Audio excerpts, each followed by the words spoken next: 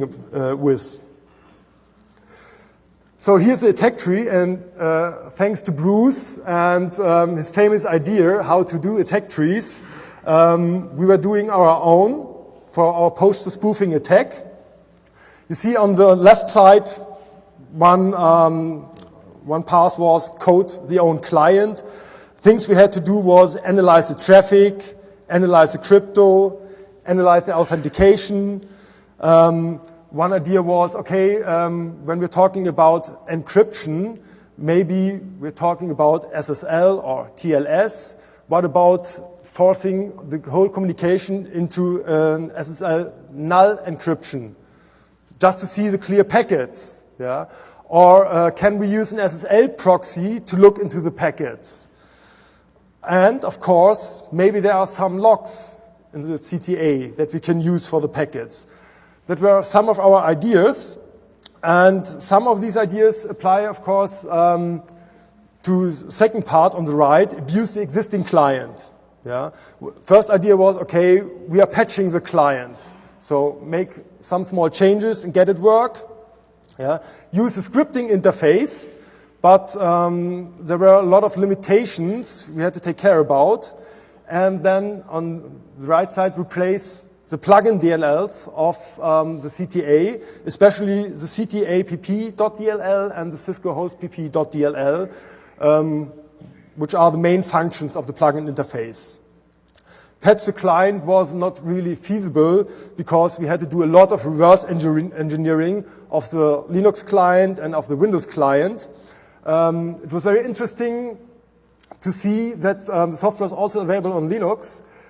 Because very often when you do reverse engineering or disassembling of code, it's much more easier to read Linux code than Windows code that's always optimized. So it's harder to read the disassembly. Yeah? So finally we decided to follow the right path, replace the plugins, and get the information we need to know to code our own ones. The tools and techniques we used started, of course, with reverse engineering. So reading disassemblies, EDA Pro was a tool of our choice. If you do disassemblies, you need EDA Pro. I think there's not any other option. And we used a very interesting new tool that is called Hexrace. I don't know if any one of you is already knowing this kind of tool. I have a slide about it later on. It's a decompiler, yeah, and it's a very promising decompiler. And of course, we did some kind of packet sniffing. We fired up Wireshark and looked at the packets to see what's in the packets, if we can identify interesting information. We did some packet diffing, how the packets changed in the request and response communication flow. And a very helpful methodology we used was debugging, of course, and especially API monitoring. There are interesting tools that hook into the functions, and you can see which parameters are passed to the functions and identify information like patch level or the host name or the service pack. And of course, Cisco is always good in doing logging. So logging was another approach, enabling all the capabilities of the products to log, yeah, and read the log files. So there's a lot of information in the log files. And last but not least, RTFM, you all know about that, read the fucking manual. Yeah, that helped a lot. Yeah. We also know that normally you don't read the manual. I don't start reading the manual too. Yeah. But we need a lot of information, and we were dealing with a scripting interface, so we started to look into the documentation, and the documentation revealed a lot of secrets about the CTA. So it was very interesting. The big one to have for the communication flow was clear text packets. The packets or the communication is encrypted using TLS, so firing up Wireshark doesn't really help. Yeah, even the SSL proxies are dealing with a port 443, TCP. Yeah, we don't use TCP and the port number 443, we are using UDP, yeah, and we are using a high port number. So all the SSL proxies were not really helpful. So wasn't an option for us anymore. Then we saw in the manual that you can enable a detailed client log, and in that client log there are the clear text packets. So just set the log level to the highest possible value, yeah, and read the packets in clear text in the log file. So this was quite helpful. Of course, we did that.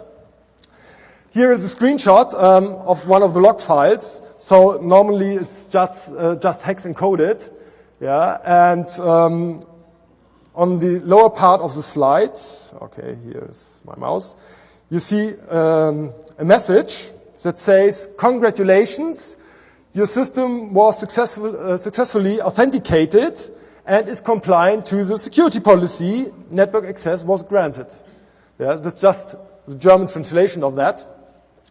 And so it was just hex encoded, and it was a proof for us, okay, we can see the packets in clear text, and we don't have to deal with SSL proxies, like code our own SSL proxies to look into the packets. We just have to take a look at the log file. So that was quite helpful. I don't want to tell too much about packet sniffing and diffing. Yeah, I just have a screenshot showing that there are a lot of parts in the packets that remain the same. So some small parts change in the request and response packets. Yeah, like working with like ICMP. Yeah, like a ping and echo request, echo response. Yeah, so only few parts change. That was quite helpful too. But after taking a look at the log files, we didn't dig into that too much. Then, of course, we wanted to know which cryptology is used, which tools are used to program SSL, TLS, and taking a look at this assembly, we recognized some parts of the crypto library that I used, and it was OpenSSL in a version 0.9.7g from April 2005. Yeah, and by the way, this version is vulnerable to some kind of attacks, and this software is used for cryptology. But that was only a side effect. Yeah, we didn't try to exploit that because we wanted to code our replacement plugins. So we needed to need more knowledge about how the CTA is working, and especially what are the core functions of the software. And we identified these two functions that were very helpful. One is called nettrans event. This function is responsible for sending the packets to the wire, and it's just a function flow graph from EDA Pro, showing us other functions and procedures that are involved into the whole process. And the second function that was very interesting for us was EAP TLV handle packet. And this function puts all the information that is gathered by the CTA together for sending it to the NAD via EAP over UDP. Yeah, so it was another interesting function because here we can see which information is collected, like service pack level, like hotfixes. So we fired up our debugger of choice, and it was not Ollie Debug. I like that a lot. Yeah, I use it a lot. And it wasn't, of course, Soft Eyes. It was a tool that's called AutoDebug.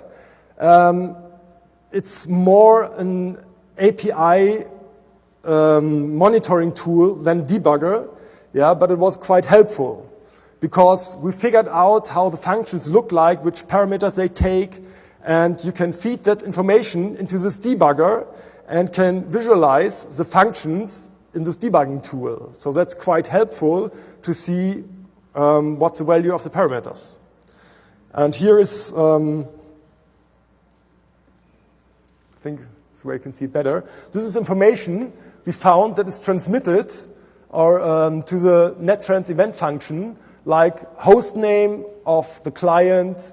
Then you see the name of the software, of the CTA, Cisco Trust Agent. Here over you see the operating system that is used, Windows XP Professional. Later on there's the service pack version. And here is a list of hotfixes that are installed on the client. Yeah? So that's basically the information that is collected by the Cisco host pp.dll plugin. Yeah? Telling you, is your client up to date with hotfixes and with service packs?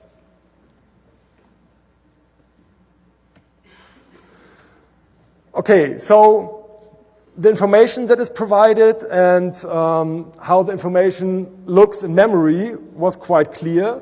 So we needed the understanding of the interface of the plugins.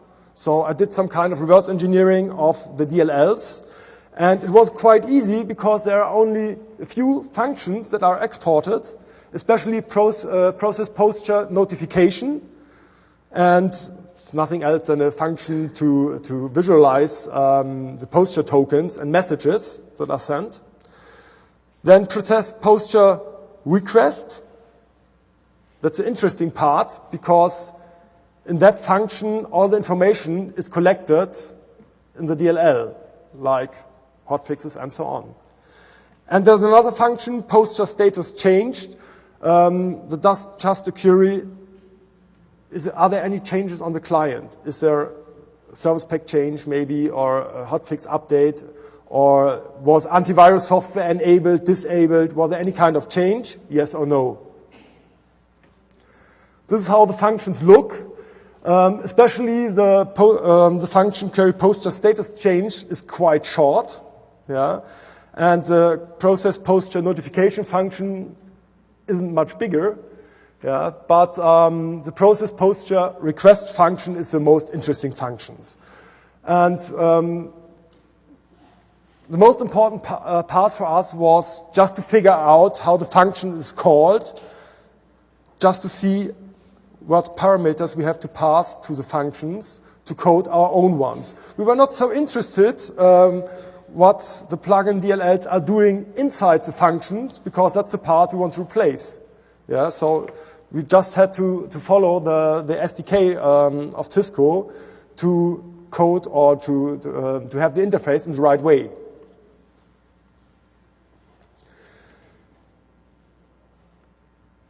After we finished all that stuff, I got a test version of the already mentioned Hexrace decompiler. Yeah, that would have been really, really helpful in doing all that stuff, yeah, but we already finished our reverse engineering. Yeah, so for us, it didn't help anymore. Yeah, but maybe in the future, it will help a lot of other guys, because it's a very interesting plugin for the EDA Pro disassembler that translates the disassembly into pseudo C code. Yeah, that's much more readable than assembler. Of course, if your name is Halvar, maybe, it's easier for you to read assembler, but for a lot of other people, it's easier to read code like C code. Yeah? And I already took a look at a lot of decompilers, yeah, but almost any of them was really crap. Yeah? Didn't help in anything, but this one is quite promising. It's the first decompiler I saw that produces more than crap. Yeah? So